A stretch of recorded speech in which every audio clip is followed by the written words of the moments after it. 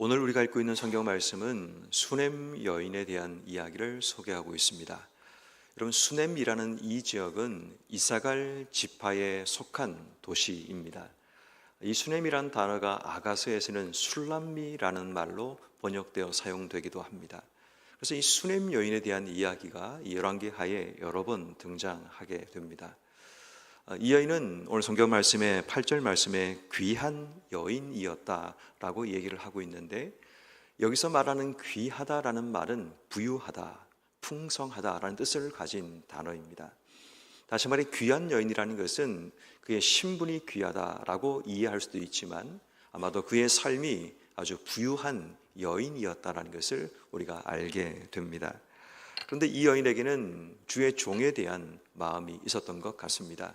그래서 엘리사가 그곳을 지날 때마다 그에게 음식을 대접하는 일을 기쁨으로 여기게 됩니다. 오늘 성경 말씀에 보면 지날 때마다 음식을 먹으러 엘리사가 그곳에 들어갔다라는 것을 보아서 아마도 엘리사에게 반드시 그것을 지날 때마다 꼭 자기 집에 들러서 음식을 드셔도 된다라는 그런 이야기를 했던 것 같습니다.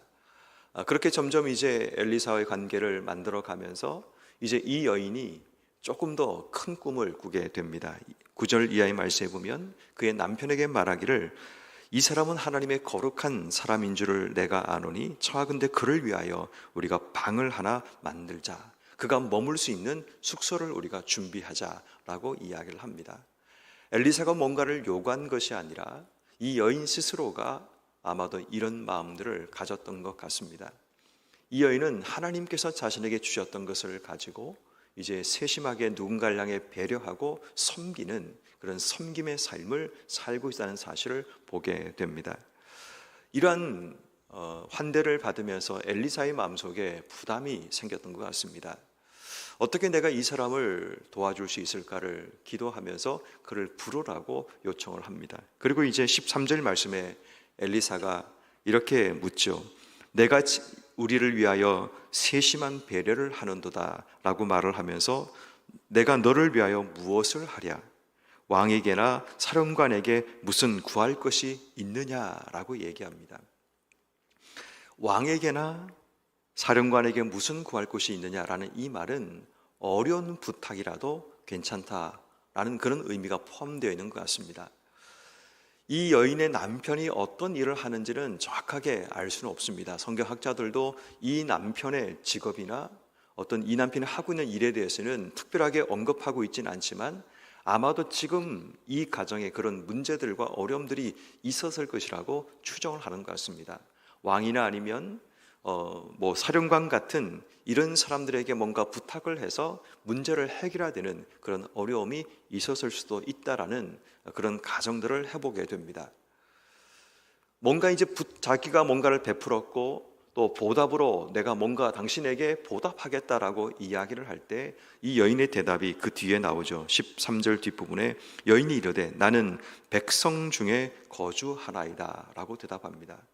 이 말은 무슨 말인가 하면 나는 이 백성 중에 거주하는 것으로 만족하지 당신에게 어떤 것을 요구할 것이 없습니다 라는 것을 이야기합니다.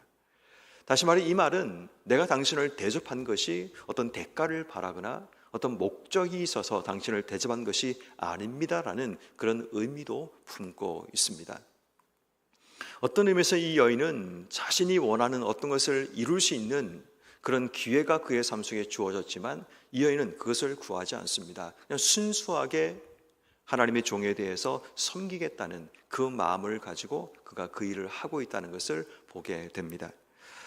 그래서 엘리사의 고민이 더 깊어지게 됩니다. 자신은 이렇게 큰 사랑을 받았고 또 이 세심한 배려를 받았는데 어떻게 이 여인에게 보답할까라는 그 마음을 품고 이제 이 게하시에게 질문을 하게 되죠. 14절 말씀에 내가 그를 위하여 무엇을 해줘야 되냐라고 말을 하자 게하시가 이렇게 말을 합니다. 이 여인은 아들이 없고 그 남편은 늙었습니다 라고 대답을 하게 됩니다. 그래서 다시 한번 이 여인을 부르라고 이야기를 합니다. 그리고 주저하지 않고 16절 말씀에 한 해가 지나 이때쯤에 내가 아들을 낳을 것이다 라고 이야기를 합니다.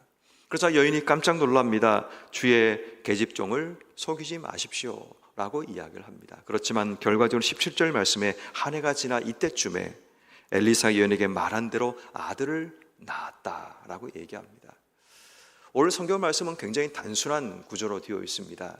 한 여인이 주의 종인 엘리사에게 보였던 세심한 배려와 친절, 섬김, 그 섬김에 대해서 어떤 의미에서 하나님께서 그 여인에게 은혜를 베푸시는 내용을 보게 됩니다. 이 말은 크게 생각할 때 우리도 이 땅 속의 삶을 살아가면서 우리가 오늘 만나는 누군가에게 배려와 환대와 섬김과 친절을 보일 때 그 사람이 우리에게 뭔가를 요구하지 않아도 하나님께서 내 삶의 필요를 채우시는 그런 능력과 은혜를 경험할 수 있다라는 것을 우리에게 말씀하고 있습니다.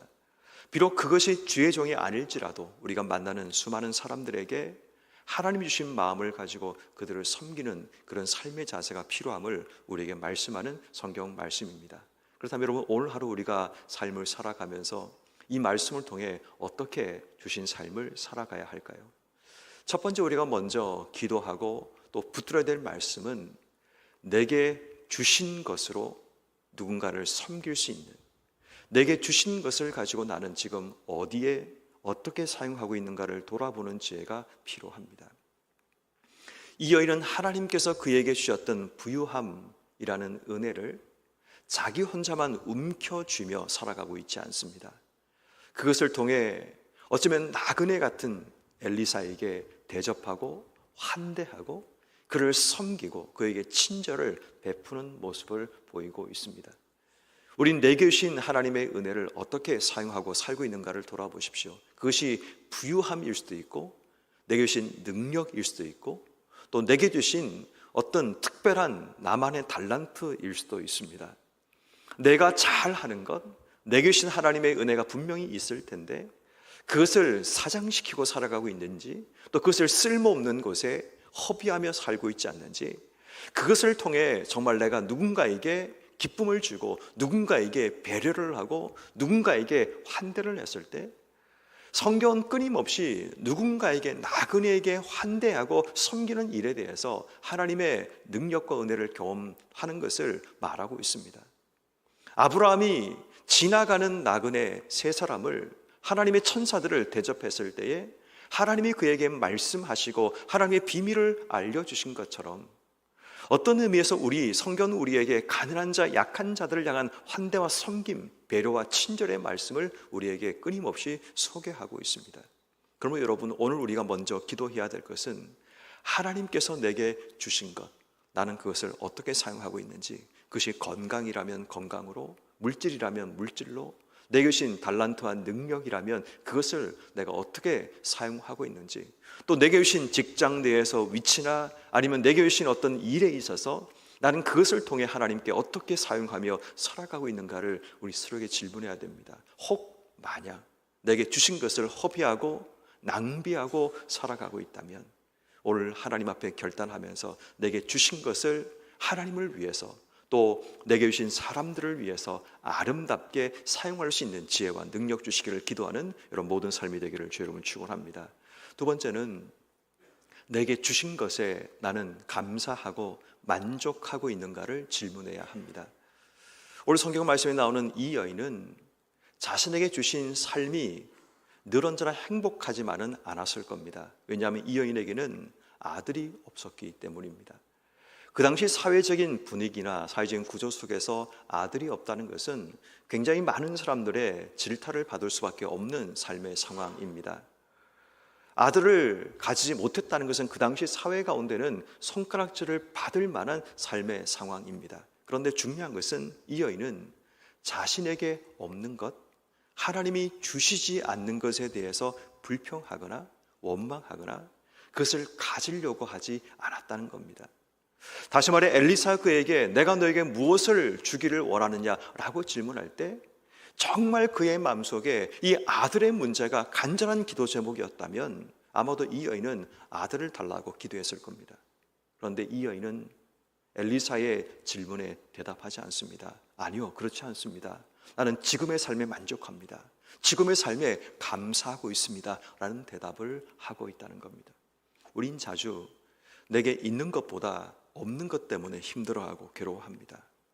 이미 하나님이 내 인생 가운데 참 많은 것을 주셨음에도 불구하고 우린 주신 것에 감사하고 주신 것에 만족하기보다 없는 것 때문에 괴로워하고 없는 것 때문에 힘들어하며 인생의 삶을 살아가고 있다는 겁니다. 그러므로 오늘 우리가 두 번째 기도해야 될 기도 제목은 하나님이 이미 내게 주신 것에 만족하며 감사할 수 있는 마음 주시기를 기도해야 됩니다. 비록 그것이 남들이 가진 것보다 부족할지라도, 그것이 누군가 비교할 때 모자랄지라도, 그럼에도 불구하고 내게 주신 것에서 만족하며 감사하며 살아갈 때 하나님은 우리 인생에 생각지 못한 하나님의 은혜를 더하신다는 것 우린 기억해야 됩니다. 대가를 바라고 어떤 친절을 베푸는 것이 아니라 대가를 바라지 않고 그냥 주신 삶에 감사해서 주신 삶이 너무 기뻐서 누군가에게 나누고 섬김과 배려와 환대를 할 수 있는 우리가 되어서 오늘도 주신 삶에 내가 하나님께 감사하고 있음을 증명해내는 이런 모든 삶이 되기를 주의 이름으로 축원합니다. 마지막 세 번째는 오늘 우리가 기도해야 될 마지막 기도 제목은 나의 필요를 나보다 더 잘 아시는 하나님을 기억해야 됨을 우리에게 말씀하고 있습니다. 어쩌면 여인은 어느 순간 잊어버렸을 겁니다. 자신에게 아들이 필요하다는 사실을 잊어버렸을 말았을 겁니다. 왜냐하면 자신의 남편은 늙었고 자신은 아이를 잉태할 수 있는 컨디션이 아니라고 생각했을 겁니다. 그렇지만 하나님께서는 이 여인의 마음속에 있는 깊은 간절함, 깊은 사모함을 아셨던 것 같습니다. 나보다 나의 필요를 더 잘 아시는 하나님께서 이 여인이 무엇이 필요한가를 아셨고 불가능한 상황 가운데 내몰려 있지만 하나님이 그에게 은혜를 더하셔서 그 가정에 꼭 필요한 가장 절실한 아이를 선물로 주시는 것을 보게 됩니다. 상황도 불가능하고 말이 안 됩니다. 그 나이에 아이를 가지는 것도 이해할 수 없습니다. 그럼에도 불구하고 내 필요를 아시는 하나님께서는 내 생각 이상의 은혜를 베푸신다는 겁니다. 우리도 인생의 삶을 살다 보면 자주 착각하는 것이 내 필요를 하나님께서 알지 못한다는 생각을 가지게 됩니다. 그럼에도 불구하고 우리는 내 필요를 하나님이 알지 못한다는 생각 때문에 늘 괴로워하고 힘들어하지만 하나님은 나보다 나를 더 잘 아시는 분이라는 사실을 인정하셔야 됩니다. 그래서 내 방법을 하나님께 자꾸만 강권적으로 아뢰기보다 나를 잘 아신 하나님이 가장 좋은 하나님 방법으로 내 삶에 역사해 주시기를 기도해야 되는 겁니다. 나에게는 이 길이 옳은 것 같지만 하나님 보시기에 내 필요를 채우시는 방법은 이 길이 아니라 이 길일 수 있다는 겁니다. 나와 완전히 다른 길로 나의 삶을 인도하셔서 내 삶을 이끌어 가시는 그 하나님을 믿고 의지할 수 있다면 오늘 우리의 삶이 내 모든 것을 내려놓고 내 필요를, 내 삶을 나보다 더 잘 아시는 하나님께 맡기고 나가는 그런 삶이 필요합니다.